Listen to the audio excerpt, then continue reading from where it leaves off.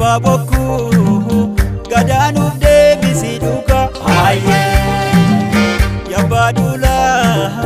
nudura kupisi tapa aye ya wakayo Kenya nuta sisi apa aye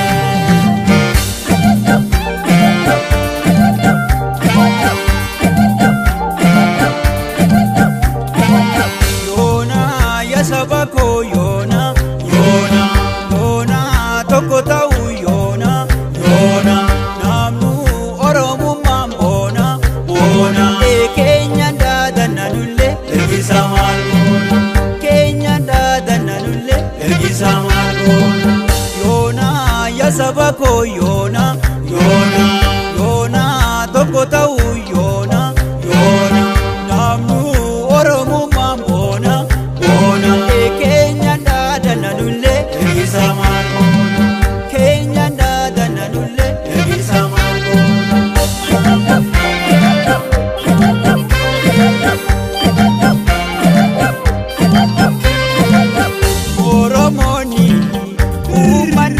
Kagalana maltulimnani malif chore niraan toko garanshe tan melala de besheyu ibagaransa Kenya moto kichisa kanu bakate tokuma Kenya bachasu yonu walale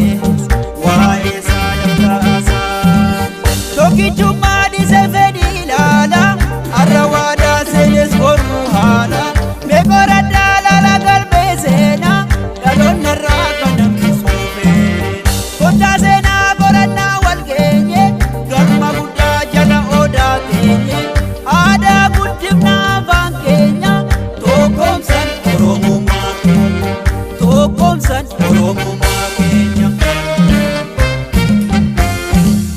Bariyomu kumisen Warragamtan tokita Kayo galmana kagenyu Ijuman konja Bariyomu kumnisen Warragamtan tokita Kayo galmana kagenyu Ijuman konja Bahavlita walikodu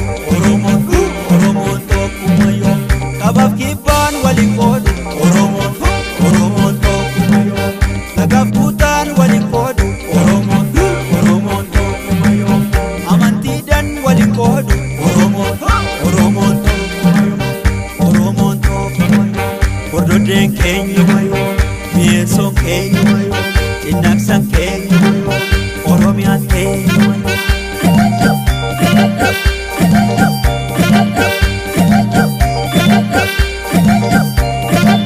Yona ya sabako Yona toko tau Yona namnu oromo mambona bona Kenya dada nanulle ergisa malgona Kenya dada nanulle ergisa malgona Yona ya sabako Yona toko tau Yona namnu oromo mambona bona Kenya dada nanulle ergisa malgona Kenya dada nanulle ergisa malgona